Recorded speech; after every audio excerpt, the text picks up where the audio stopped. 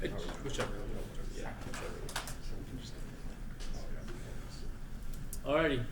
Thank you all for coming today. I'm Bego Muminovic. Stephen Karchnia. About John. Josh Williamson. Dante Norris. Thank you, Dante. Today I'm going to talk to you guys about projects and what we're doing to improve team and company performance amongst completing these projects. First, let's start with the company. As of right now, our company has no name, so we're going to refer to it as TBD for now. It's a startup company in Melbourne, Australia, run by Iman Avaspor, a professor at Deakin University. So, projects. What does that mean? We're focusing on projects. We're focusing on the design of project management. This includes something like how many people will work on it, what tasks are on the project, will it prioritize, and are there any tools used, as well as timeline. A lot of you guys have computer science background knowledge, so some of you guys might be thinking of some methodologies that might work for completing some of these tasks. But TBD doesn't focus on computer science, more or less, infrastructure and construction companies. So, now you guys might be thinking, what, construction companies don't have any methodologies to complete their projects? They do. They have Prince2, for example. Prince2 divides projects into manageable and controllable stages. It's very detail-oriented and requires a lot of documentation, and I mean a lot. And that's kind of part of where the problem begins. Maybe too much documentation. It also doesn't have an easy-to-follow yet interactive approach, something like what Agile would have, for example. So Agile also has a very detailed structure, but Agile lacks documentation, at least not as much as Prince2. So this is kind of where the opportunity popped up. Agile and Prince2 are both very good methodologies, but they lack a few things. So mixing them could potentially complete each other and create a nice, unique methodology. That is also where our project comes into place. We're creating a web management portal that either lets companies choose between using Agile or Prince2 or a combination of both. It's going to have multiple users. It's going to have program manager all the way down to project manager, as well as team members. The program manager can create the project, as well as assign a project manager.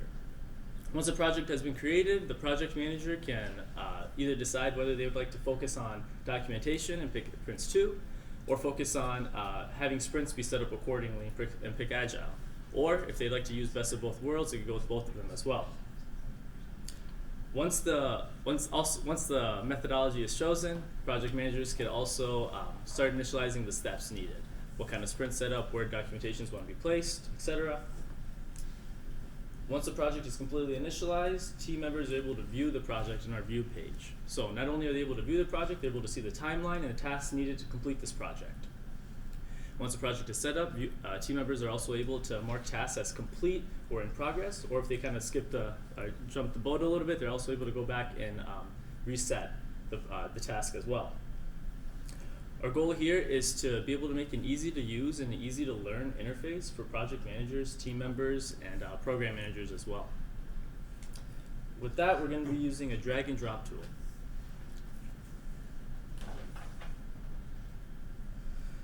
Technology we're using for this project is going to be React, JavaScript, CSS for our front end, and then for our back end we're going to be having Django, Python, as well as Postgres for our database. I'm going to have Abal talk to you guys a little bit more about that.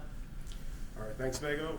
So before we could start creating our user stories and dividing up the workload, we had to give ourselves time to research information that would be necessary for our project's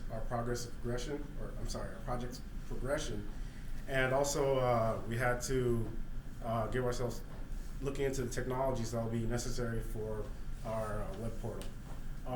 Some technologies we thought about using, or for the front end, were React, JS, Angular, and Vue. Options we had for back end were Python, Django, and C#. And options we had for the databases were Postgres, and then SQLite and Microsoft SQL Server. And then, like Bego said, we ended up selecting React for our front end, Django and Python for our back end, and then Postgres for our database.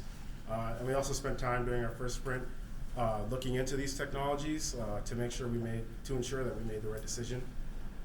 And here's our schedule for our project.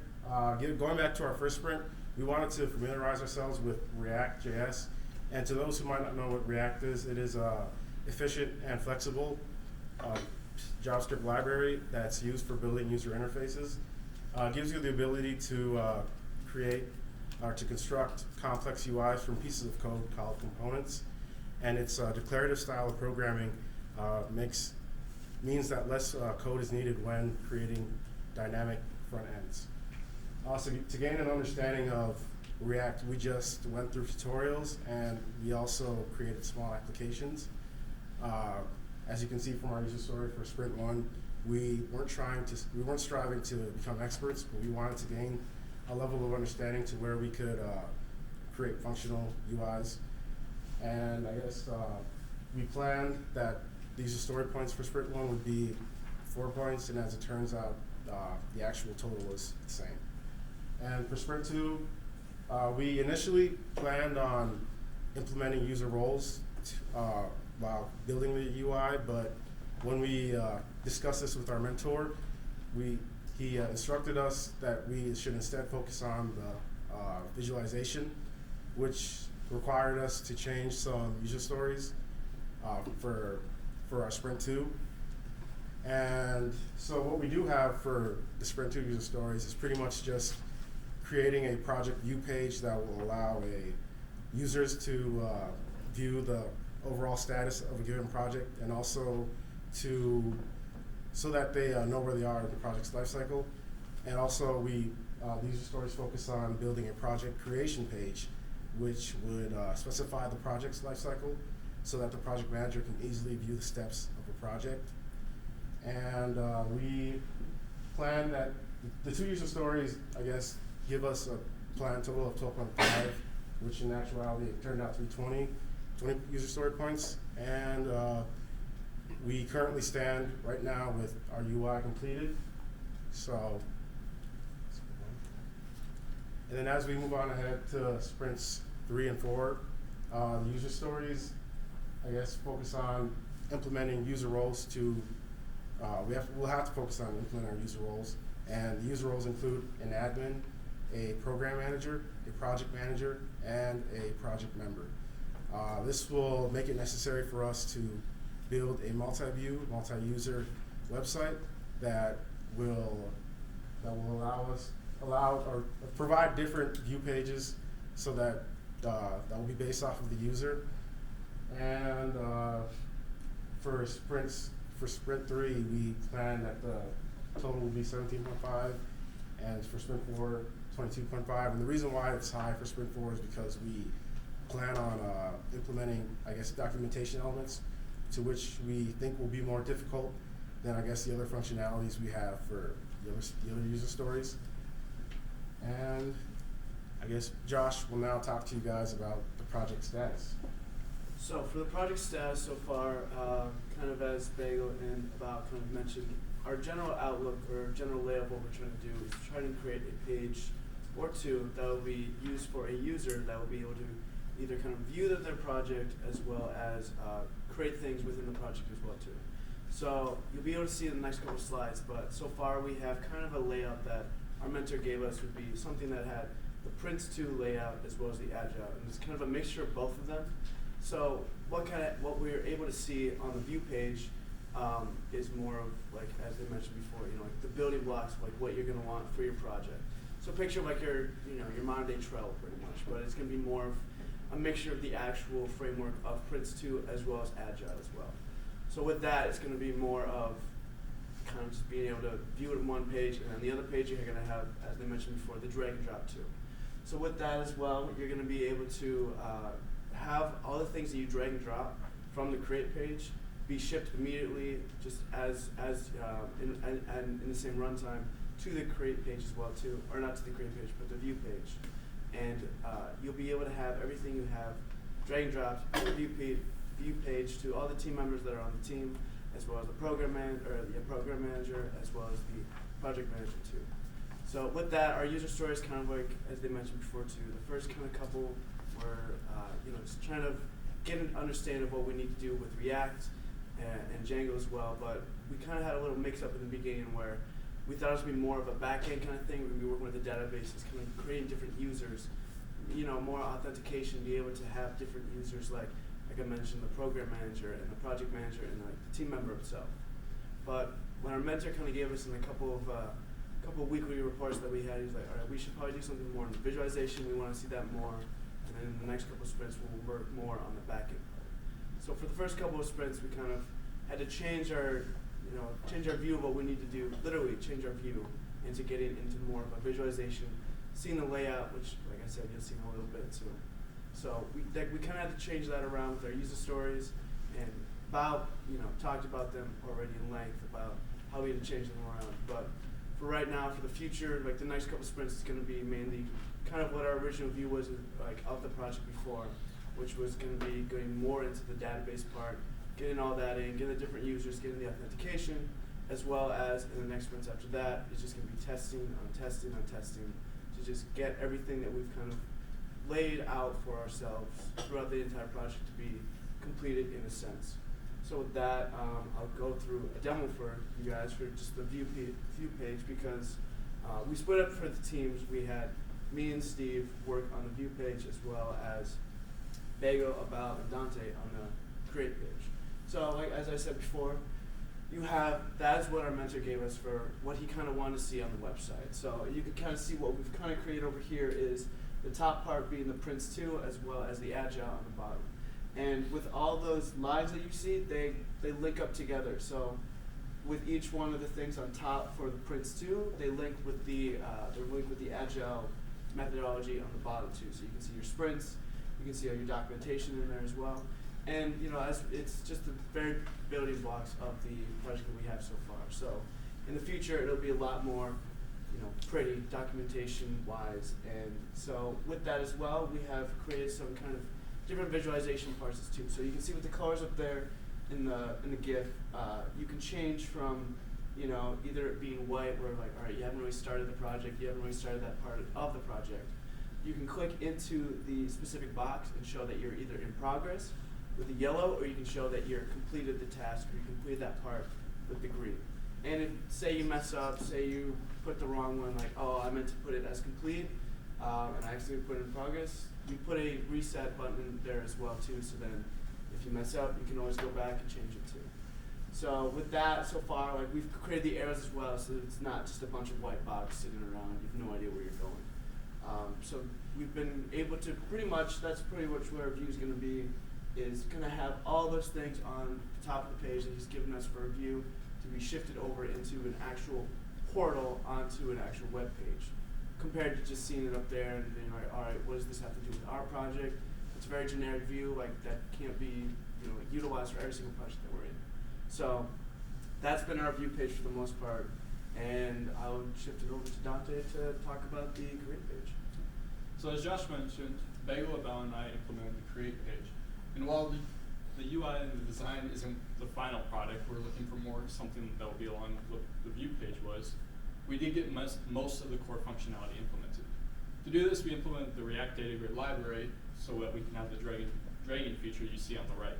On the left is the toolbox, which is where template elements are stored that the user then can drag into the data grid, and they'll act just as the data grid they are there. Now, as you can see in the display, each element is draggable and movable to anywhere within the data grid, but it is bound to that container. When an element collides with another element, it shifts those elements out of the way. However, if the user doesn't want that, that is a toggleable feature, which makes it so the user is able to drag an element and only have that element be movable. Current issue we're having with this right now is that with the way we've designed these elements, is there are two main components. A functional component that provides some of the functionality you'll see in the next slide, and a design component that just is the design itself, such as the ovals. When dragging an element, these components tend to get split, especially if you're dragging too fast or dragging off screen like you just saw there. So going forward, we're going to look at a way to combine those two components into one so that we don't have that issue. Now the functional component of the elements that I described provide the features you're going to see here, such as resizing an element or removing the element from the page entirely. Meeting with our sponsor after implementing this, he does want the resize, but he wants elements to remain the same shape. So for example, the ovals should remain ovals and never be able to do circled. Later on, we're going to be adding a limitation that makes it so elements always maintain the same proportion and never get the weird shapes such as that. And the final thing we've implemented is the drag and drop from the toolbox onto the grid. When an element is taken from the toolbox and added to the grid, it becomes a React Grid element and is able to have the same functionality of every single other element on the page, including the resizing, reshaping, and the deleting. An issue we're having with this right now is that while the element does go to the position you place, it doesn't leave the shadow behind that the elements on the grid are moved, so it's hard to tell exactly where you're placing it on the page. And one more thing I'd like to mention before passing it on to Stephen is that Bego mentioned that the project would allow the flexibility of the project manager to decide how the project lifestyle is going to be defined, whether it's in Prince2, whether it's just an Agile framework, or a Prince2 Agile combination. And while we don't have enough elements to display it in the demo, we do have the behind-the-scenes functionality to restrict which elements are viewed. So if a user would only want to define the project in Prince2, they would only see Prince2 elements in the toolbox. And with that, I will pass it on to Steve. All right, I'm going to go over kind of more of the whole semester things that we've done.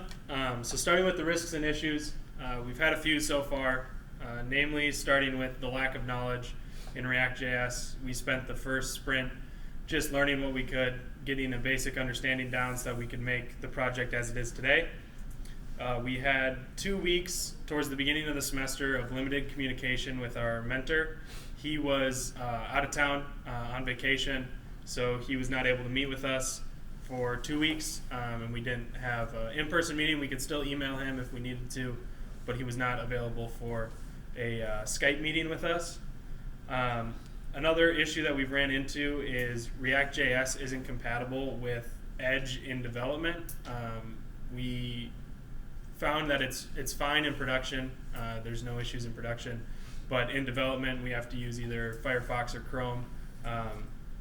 And also, as plenty of people have alluded to before, we picked the wrong user stories for Sprint 2. Our mentor wanted us to focus on the visualization. We spent more time focusing on the user management and user role functionalities that we're going to implement later on in the project that are more stretch goals as our mentor sees them. Looking at our user story points from the first 2 sprints, this most previous sprint, we estimated one user story point to be about 3 hours worth of work. Our user story baseline was a multi-user, multi-view application like most of you have made in like your 213 class essentially. And for Sprint 2, our user story expected was 12 and a half, and our actual was 20.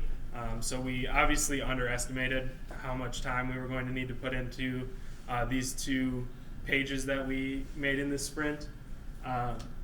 If we were to revise our expected points for Sprint 3 and 4 with the same amount of underestimation, we would get a much higher number in both of them, 28 user story points in Sprint 3 and 36 in Sprint 4.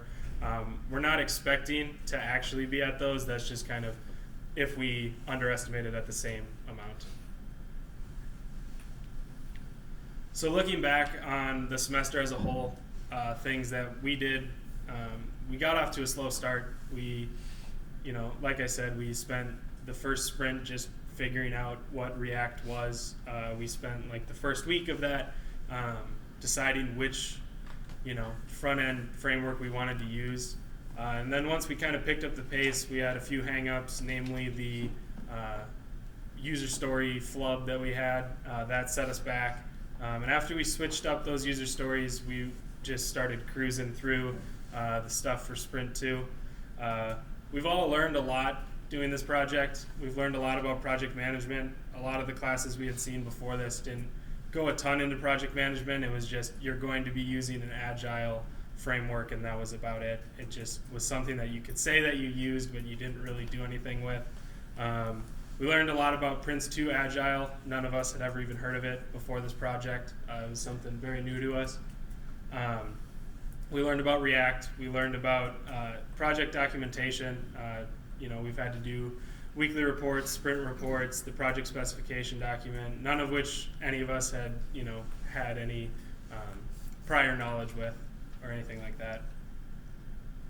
Looking forward, looking at Sprint 3 and 4. Sprint 3, we're going to focus on making the current pieces we have dynamic. So right now it's a project create page and a project view page, and we want to connect them. So when you create something, you can show it on the view page. We want to focus on interfacing with the database in the back end, as well as creating sort of custom file format for security reasons, basically, so people can't upload their own file. But it's essentially just going to be a JSON text file with a custom file name tag at the end.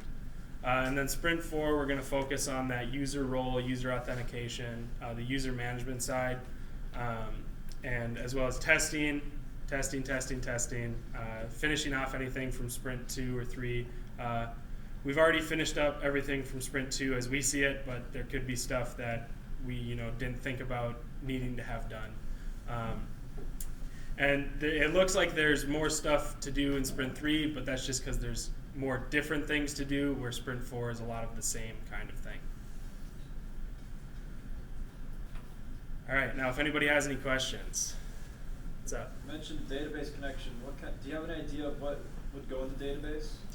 Yeah, there will be a table for users, taking information like their role, what company they're a part of, and then what projects they're a part of, and then a database or a table for projects, specifying where the file that is saved of what the project looks like and things like that. For your viewing page where you have different colors and stuff, Yep. do you have a section included for like blocks processes and stuff like that, where you can't move forward any further, or like percentages for how close they're to completion? No, it's mainly it's not necessarily you have to mark a process as complete to move on to the next process. It's more of it's an easy way to view these things so that it's easier for you to keep track of where you are. It's not like you have to follow this thing word for word. So you mentioned you were off a bit on your story points for your Mhm. sprints. I'm not clear, are you guys expecting to adjust your story points going forward, or are you going to hope that you're right for the next two? We're going to take another look at the user story points for the next two sprints, but kind of middle of the way through Sprint 2, we kind of realized that we underestimated the user story points that we had, just because things were turning out to be more difficult than we had originally planned. I guess, will this be just internal use within TBD, or is it something that they're planning on commercially selling? The goal with TBD, what we understand, is it's going to be something that they plan on selling. So there's lots of methodologies within lots of different companies, infrastructures, that kind of stuff. The goal is to have a company reach out to them, find, for example, Prince 2 Agile, something that they would like, and then I guess ideally sell it to them. The diagram that Aman gave you had lots of different colors in it. Yep. You got white, yellow, and green. Is that okay? So the reason that it's the white, yellow, and green on the view page is because we just want to see whether they're complete or in progress or not started yet.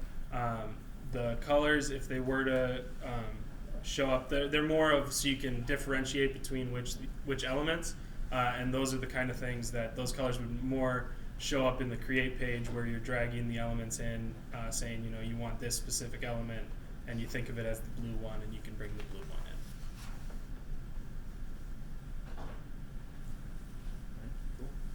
Thank you. Thank you. Okay.